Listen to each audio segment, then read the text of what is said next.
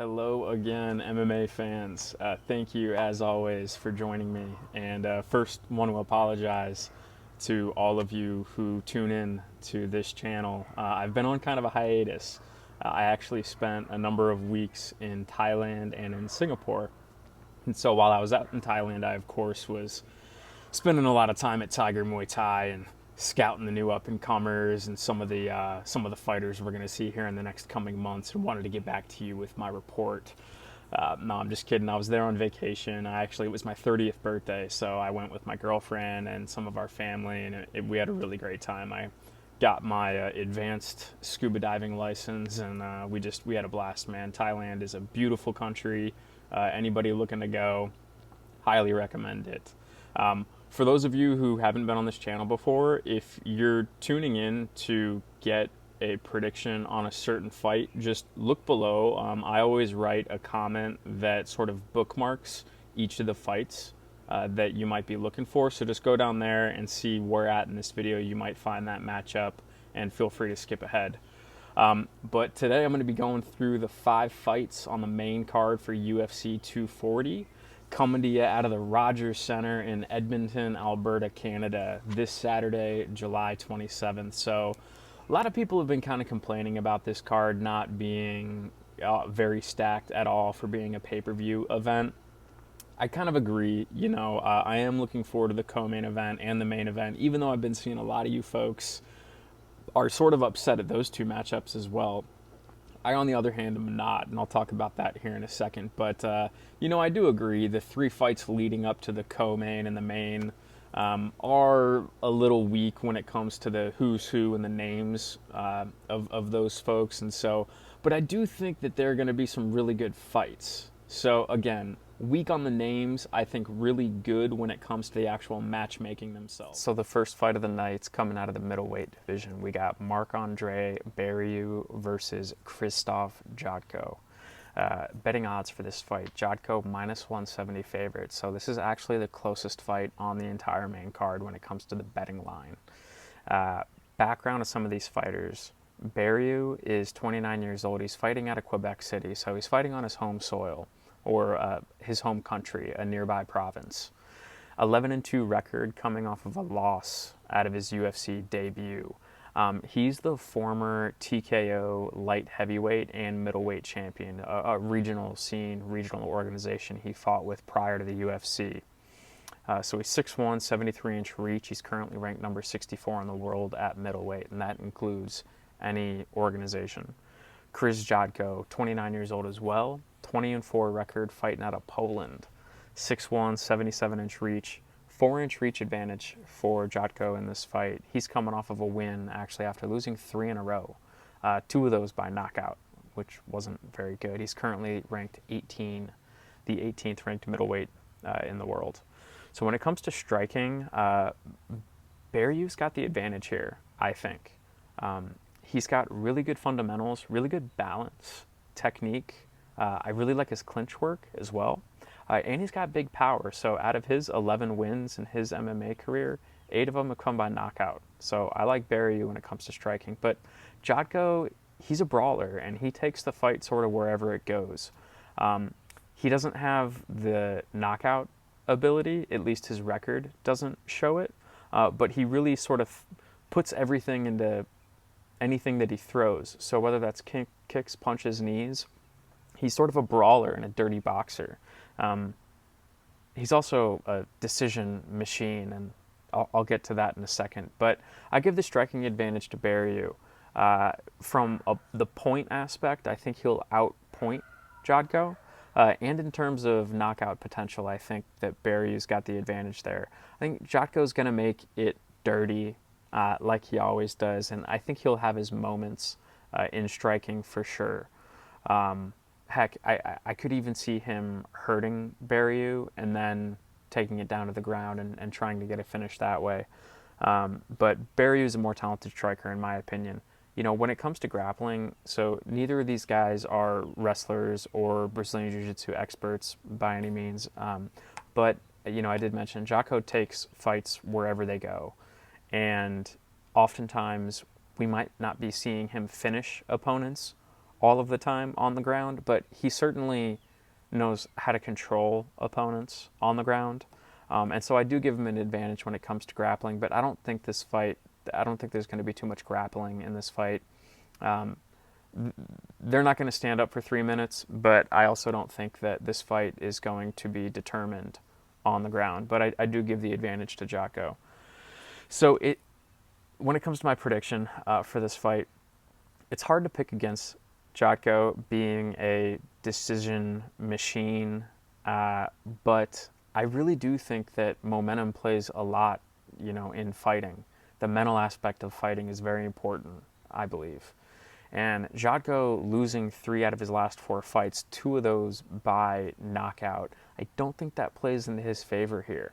Barriault is a very clean, crisp striker on the feet.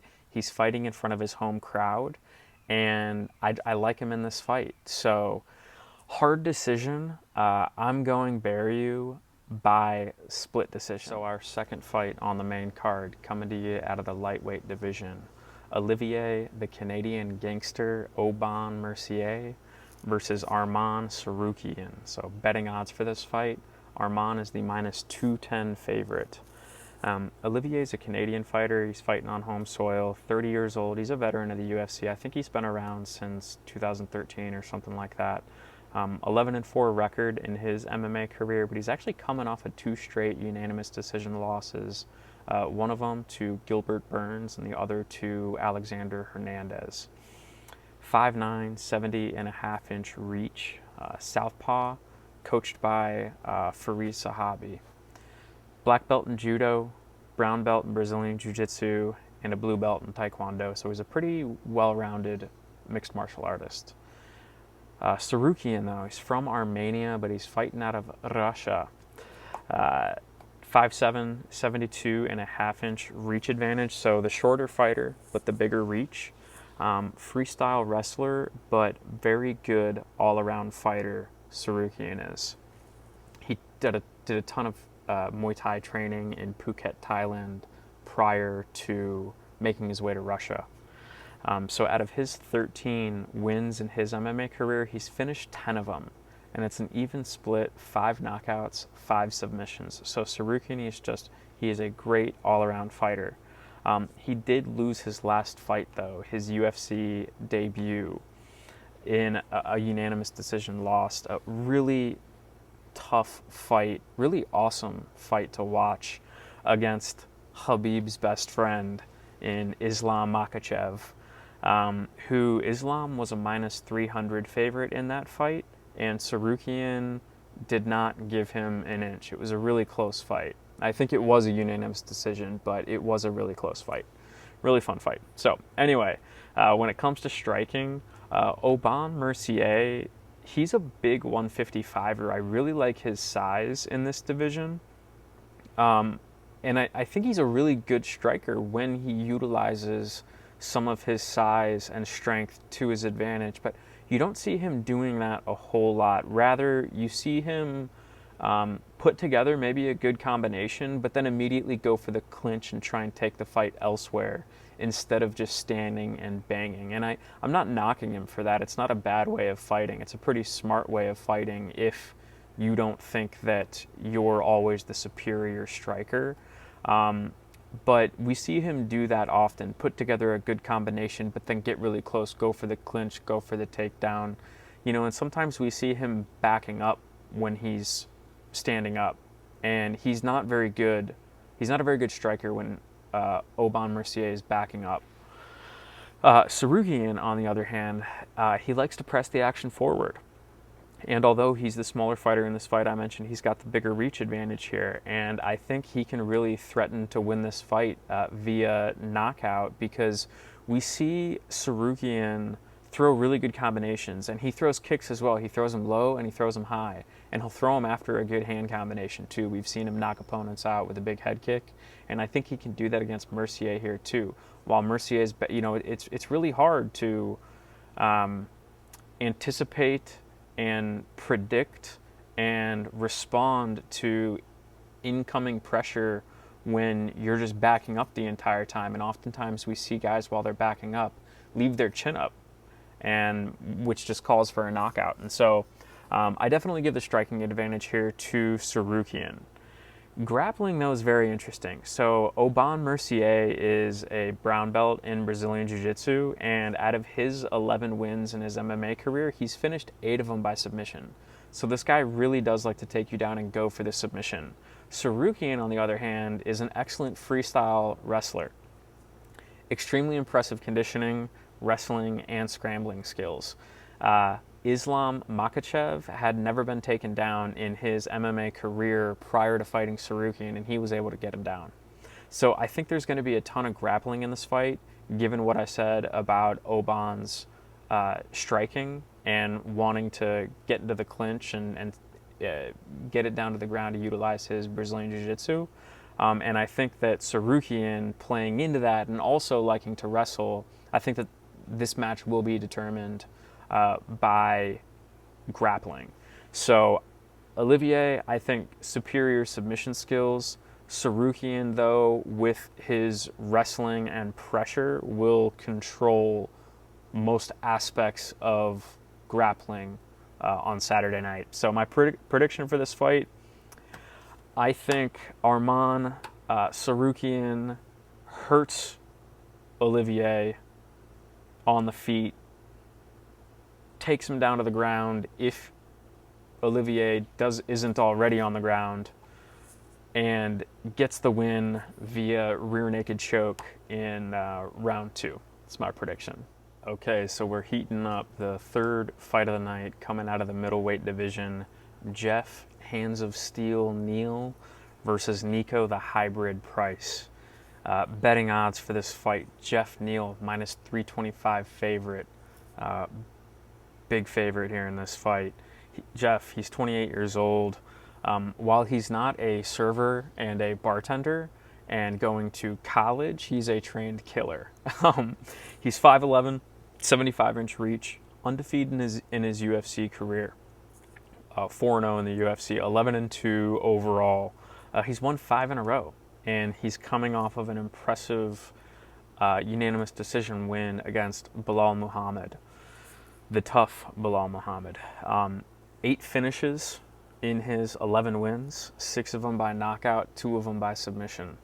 Niko Price, 29 years old, 6 feet tall, 76-inch reach, 1-inch reach advantage, 13-2 in his MMA career, coming off of a performance of the night bonus KO victory over Tim Means in the first round. That was a heck of a round to watch. If you haven't seen Tim Means versus Niko Price, go back and watch that.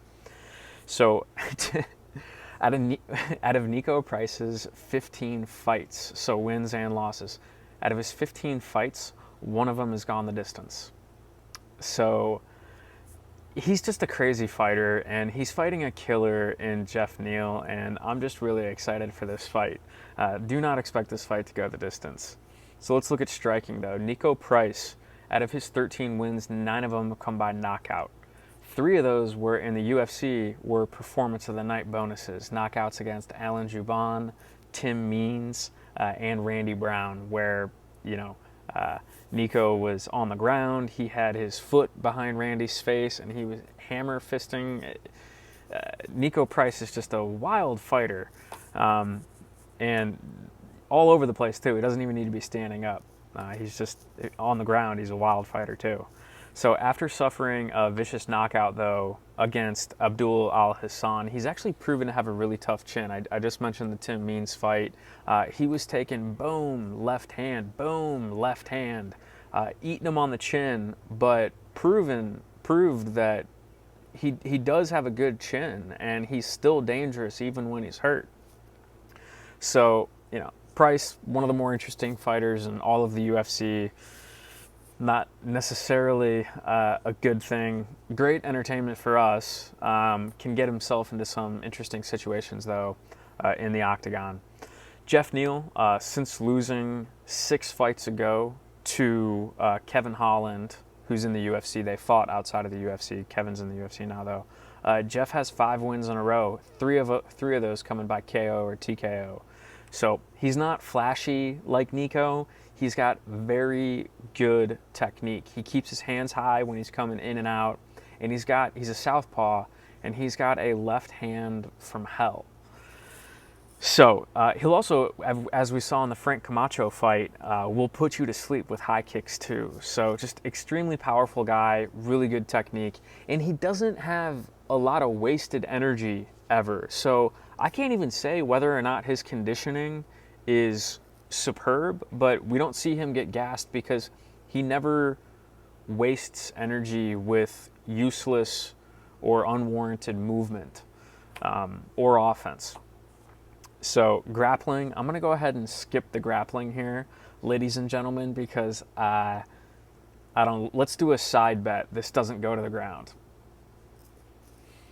My prediction for this fight.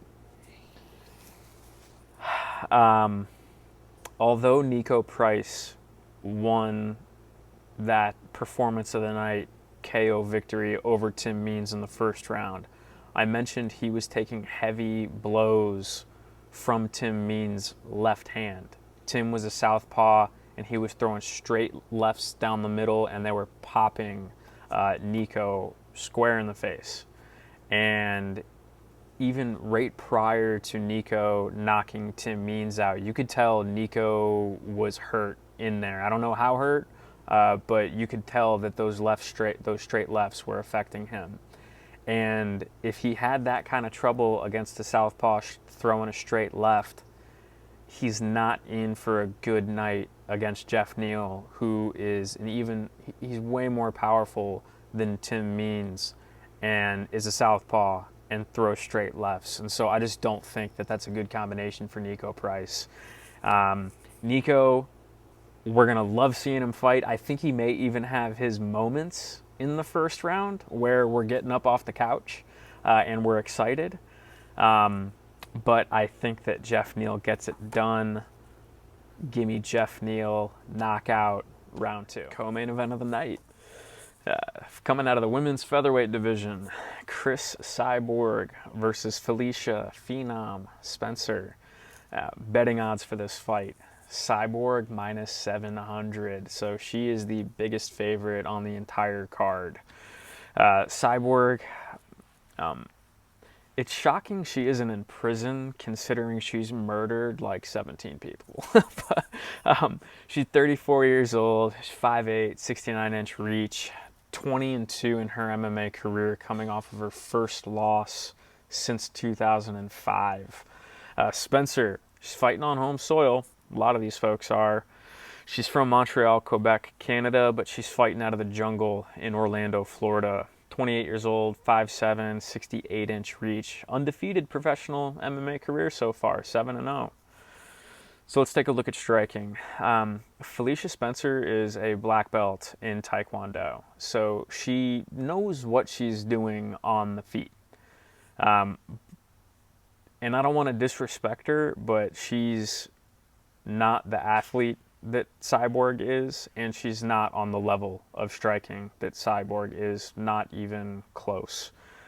Cris Cyborg is bigger, faster, stronger, more experienced, more deadly, more accurate, you name it. Cris Cyborg has the advantage on the feet. She's knocked out 17 out of her 20 wins in her MMA career, and she's going to be looking to make it 18 on Saturday night. When it comes to grappling, though, so, everybody knows Felicia Spencer is a black belt in Brazilian Jiu-Jitsu. That is her forte. But Cris Cyborg is a brown belt in Brazilian Jiu-Jitsu, and she's a former 2-time IBJJF world champion when she was a purple belt. There are levels to this game. I know that Felicia Spencer has the clear advantage when it comes to grappling here. That is Felicia's clear pathway to victory. She somehow needs to get in on Cris Cyborg, which I think she's going to have a lot of trouble doing, getting past those knees and elbows and punches. And Cris Cyborg's clinch work, which her clinch work is unreal. So Felicia needs to get past all that, get her down to the ground, take her back, and sink in the rear naked choke. So Felicia, out of her 7 wins, 4 of them have come by submission. All 4 of those have been rear naked chokes. So clearly that's what she needs to do to win this fight here. So, I don't want to overlook Felicia Spencer, okay? I know Cyborg is the massive favorite in this fight, but when somebody is as dangerous at one aspect of fighting like Felicia Spencer is when it comes to her Brazilian Jiu-Jitsu, you can't overlook that. Cris Cyborg cannot go down to the mat with Felicia Spencer and give up her back. Cris can't do that. If she does that, I think Felicia Spencer is winning this fight. But I don't think that's going to happen.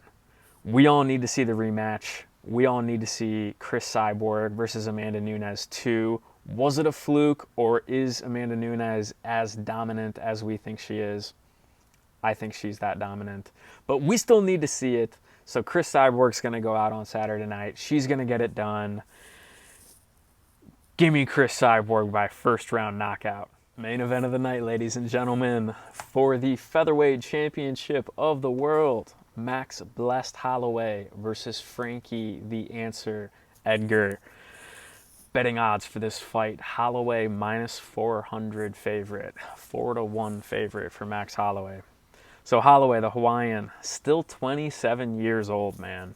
5'11", 69-inch reach, 5-inch reach advantage in this, 5-inch height advantage in this fight for Holloway. He's 20-4 record in MMA, coming off of a loss against Dustin Poirier, which I called, by the way. That was a 5-round war that they were in, man. Really good fight. Kickboxing and Muay Thai expert, purple belt in Brazilian Jiu-Jitsu. Frankie Edgar, the legend, 37 years old, man. He's 5'6", 72-inch reach. So Frankie Edgar, giving up 5 inches when it comes to height, actually has a 3-inch reach advantage in this fight. Former lightweight champion, boxer, wrestler, Brazilian Jiu-Jitsu black belt.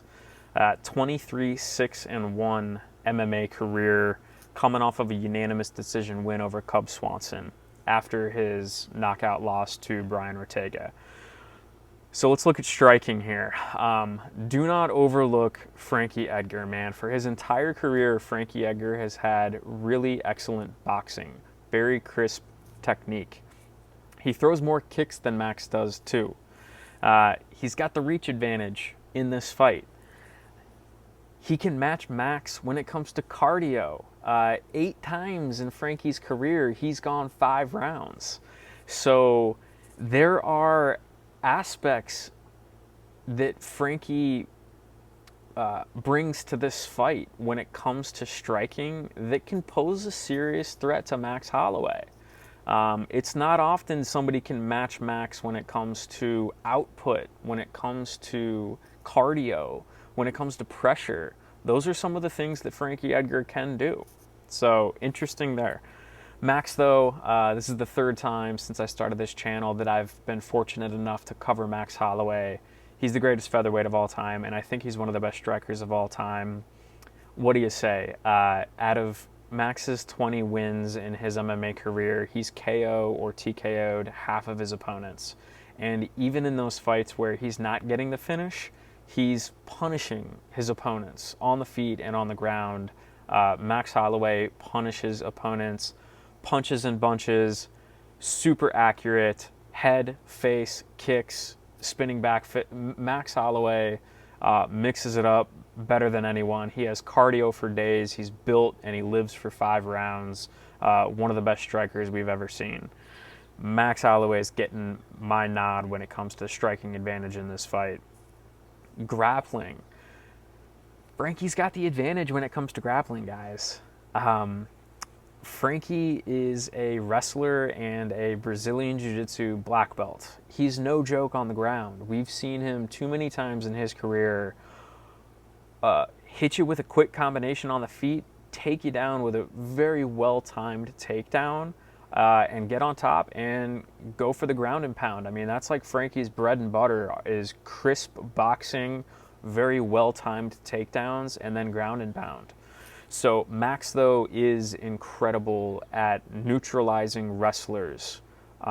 Max has some of the best takedown defense in all of the UFC, in any weight division. So it is going to be a real challenge for Frankie to get Max onto the ground. Well, even if you get Max onto the ground, it's really hard to keep him on the ground. So, that's what Frankie needs to do, in my opinion, though. I just gave the nod to Max when it comes to striking.